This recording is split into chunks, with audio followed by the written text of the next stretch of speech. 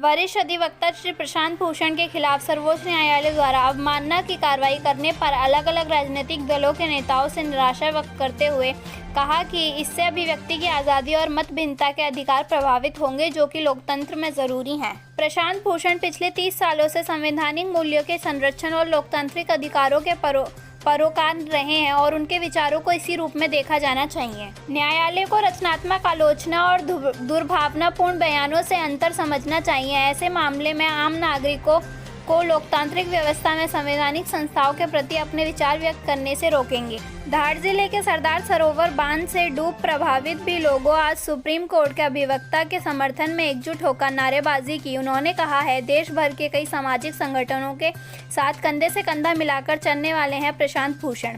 उन्होंने देश के 500 से ज़्यादा संगठनों के केस लड़े और उन्हें न्याय दिलाया। ऐसे प्रशांत भूषण के साथ पूरी घाटी और नर्मदा बचाओ आंदोलन है। अभिव्यक्ति की आज़ादी का संरक्षण और संवर्धन किया जाना चाहिए।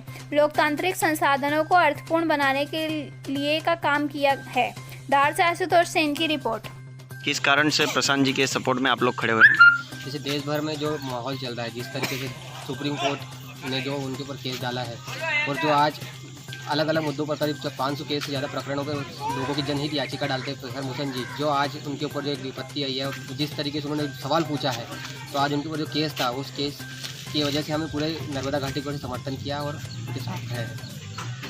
प्रशांत भूषण जी कौन है और क्या क्या करते हैं वो? प्रशांत भूषण जी का अधिवक्ता है, सुप्रीम कोर्ट के मान्यवर वकील हैं, जो देश भर के अलग अलग मुद्दों पर, चाहे टू स्टेशन घोटाला हो, उन्होंने उजागर किया है। ऐसे कई सारे घोटाले, नर्मदा घाटी के कई सारे केस हमारे समर्थन में लड़े हैं और कई सारे हमको आदेश भी हुए हैं। चाहे 2000 का आदेश हमारे पक्ष में जो आया है, बांध बिना पर्यावरण मंजूरी के बिना नहीं बन सकता, ऐसे आदेश पक्ष में हमारे आए।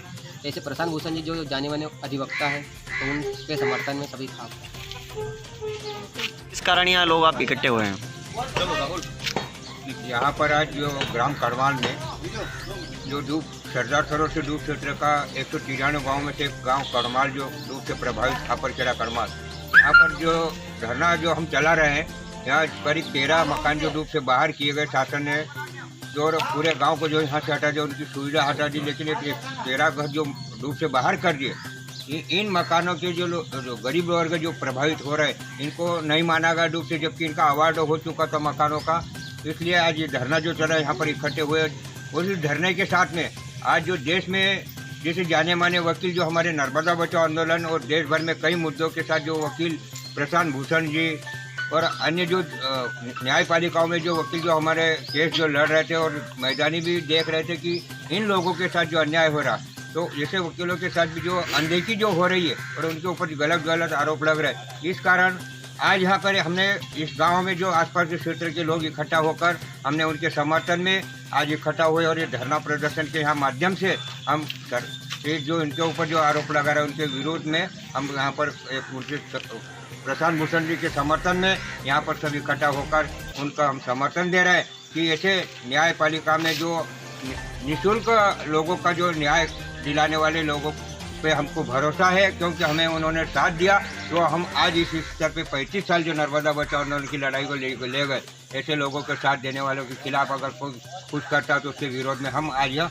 इकट्ठा होकर ये हम न्याय चाहते हैं कि न्याय होना चाहिए, देश में लोगों को न्याय मिलना चाहिए, नहीं तो लोगों कहाँ जाएंगे। ऐसे अगर प्रशांत भूषण जी जैसे वकील अगर नहीं लड़ते ये केस, तो आज देश में लोगों की क्या हालत होती। इसलिए हम आज उनका समर्थन जो है इकट्ठा हुए हैं और ये धरना चला रहा है। 36 दिन से धरना चल रहा है, लेकिन प्रशासन यहाँ को ध्यान में नहीं दे रहा, इसलिए हम आगे भी लड़ेंगे और जीतेंगे। क्या नाम है आपका?